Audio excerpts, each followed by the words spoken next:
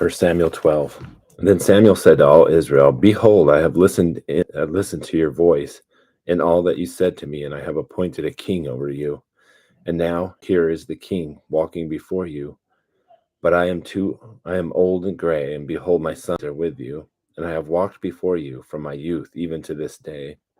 Here I am, bear witness against me before the Lord and his anointed. Whose ox have I taken, or whose donkey have I taken? Or whom have I defrauded? Whom have I oppressed? Or from whose hand have I taken a bribe to blind my eyes with? I will restore it to you." And they said, "You have not defrauded us or oppressed us,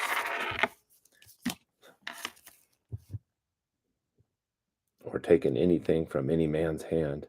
And he said to them, "The Lord is witness against you, and his anointed is witness this day that you have found nothing in my hand." And they said, "He is witness." Then Samuel said to the people, "It is the Lord who appointed Moses and Aaron, who brought your fathers up from the land of Egypt.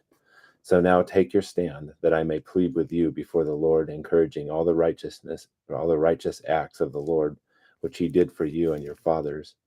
When Jacob went into Egypt and your fathers cried out to the Lord, then the Lord sent Moses and Aaron, who brought your fathers out of Egypt and settled them in this place. But they forgot the Lord their God, so he sold them into the land of Sisera, captain of the army of Hazor, and into the hand of the Philistines, and into the hand of the king of Moab. And they fought against him. And they cried out to the Lord and said, "We have sinned because we have forsaken the Lord and have served the Baals and the Ashtaroth. But now deliver us from the hands of our enemies, and we will serve thee." Then the Lord sent Jerubbaal and Baden and Jephthah and Samuel, and delivered you from the hands of your enemies all around, so that you lived in security. When you saw that Nahash, the king of the sons of Ammon, came against you, you said to me, "No, but a king shall reign over us," although the Lord your God was your king.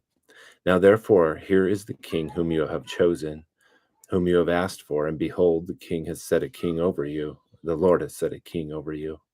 If you will fear the Lord and serve him and listen to his voice and not rebel against the command of the Lord, then both you and also the king who reigns over you will follow the Lord your God. And if you will not listen to the voice of the Lord, but rebel against the command of the Lord, and the hand of the Lord will be against you as it was against your fathers. Even now take your stand and see this great thing which the Lord will do before your eyes. Is it not the wheat harvest today? I will call to the Lord, that he may send thunder and rain. Then you will know and see that your wickedness is great, which you have done in the sight of the Lord by asking for yourselves a king.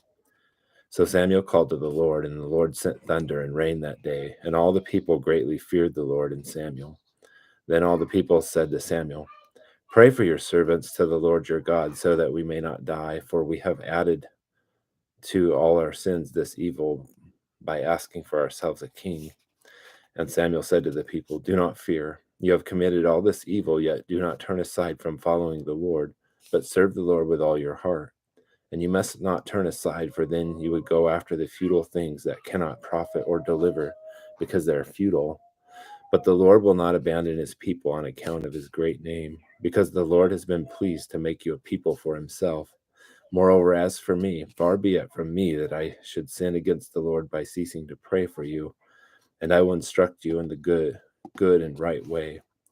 Only fear the Lord and serve him in truth with all your heart, for consider what great things he has done for you. But if you still do wickedly, both you and your king shall be swept away."